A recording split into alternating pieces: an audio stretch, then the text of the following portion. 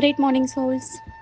இந்த சாங் வந்து அப்படியே லிட்ரலி வந்து அதில் அந்த வேர்டில் வந்து என்ன மீனிங் இருக்கோ அப்படியே எடுக்கும்போது ரொம்ப மேட்சிங்காக இருக்குது.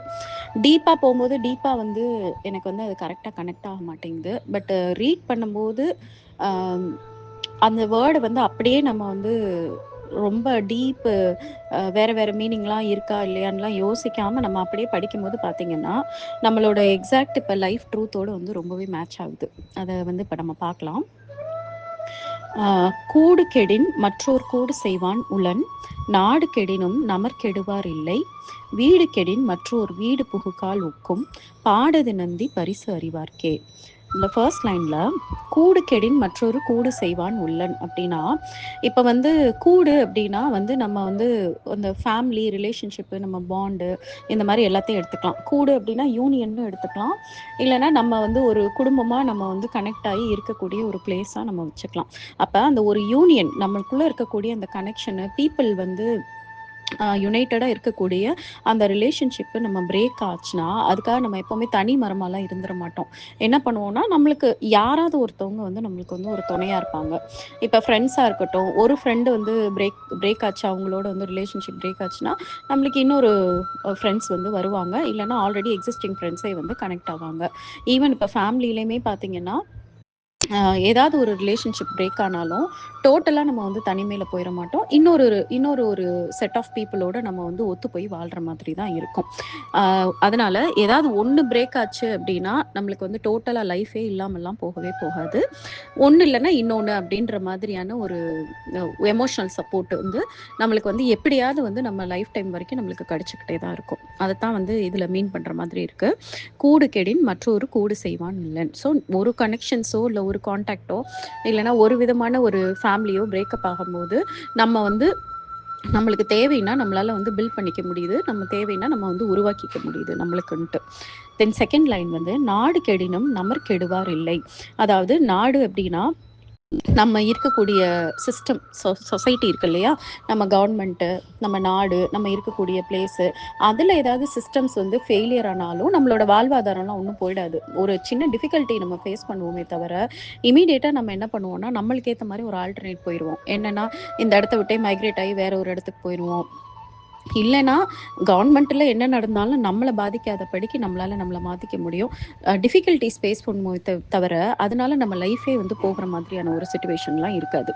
அதுதான் நாடு கெடின் நமர் கெடுவார் இல்லை அப்படின்னு. நம்ம கெடுறது கிடையாது.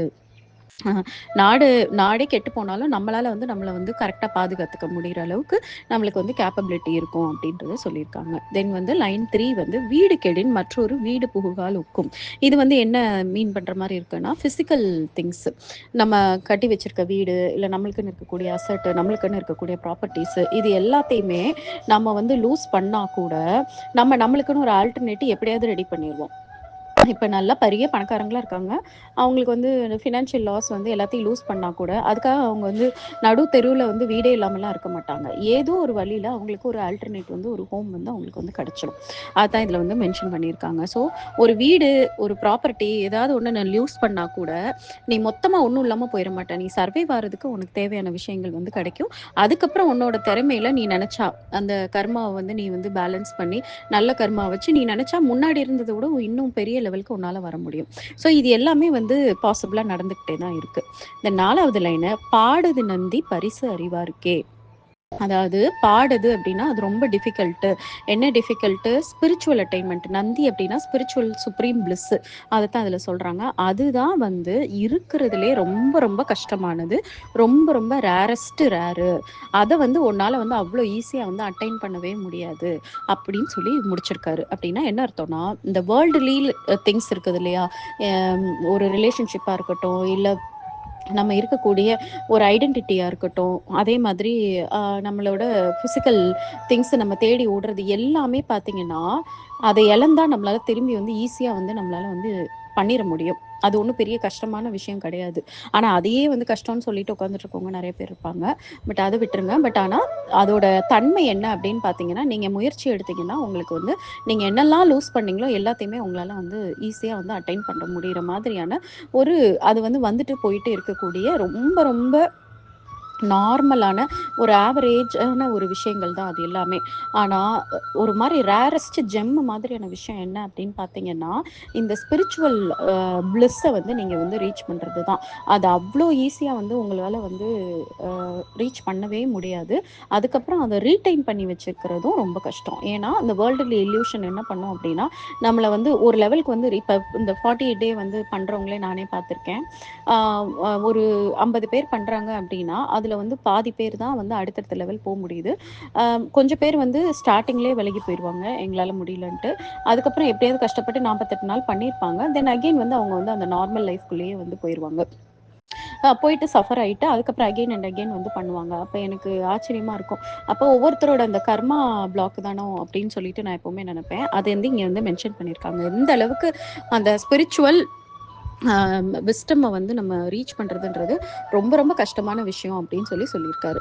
அது ஏன் அப்ப அவ்வளோ சொல்லியிருக்காரு அப்படின்னா, நம்மளோட ஃபோக்கஸ் வந்து எதுல வந்து வைக்கணுன்றத சொல்லியிருக்காரு. மித்த எல்லாமே உங்களால ஈஸியா அட்டைன் பண்ண முடியும். அதனால அதுதான் உங்க லைஃப்ன்னு நெனைக்காதீங்க. அது வந்து வரும், போகும்.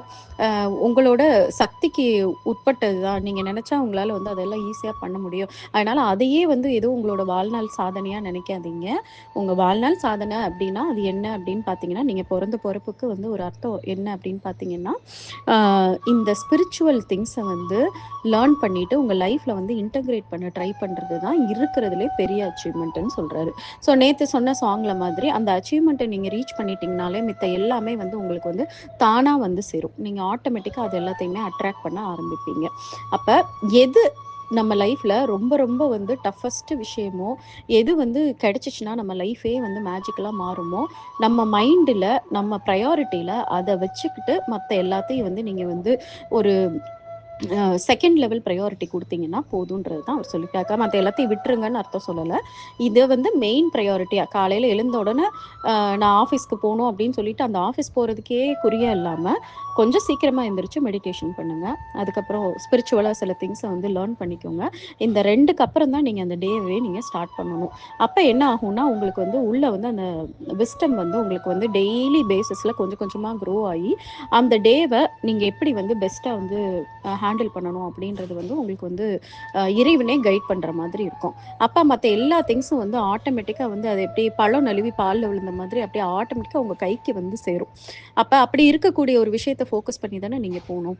அதனால தான் அவர் வந்து இத வந்து சொல்லியிருக்காரு. மத்த எல்லாமே வந்து எது போனாலும் உங்களுக்கு திரும்பி வந்துரும். அதனால அது போயிருமோன்ற பயத்திலேயே நீங்க இருக்க வேண்டாம். அத நம்ம லூஸ் பண்ணிருவோமோன்ற அந்த ஃபியர்லயே நீங்க ஒர்க் பண்ண வேண்டாம்.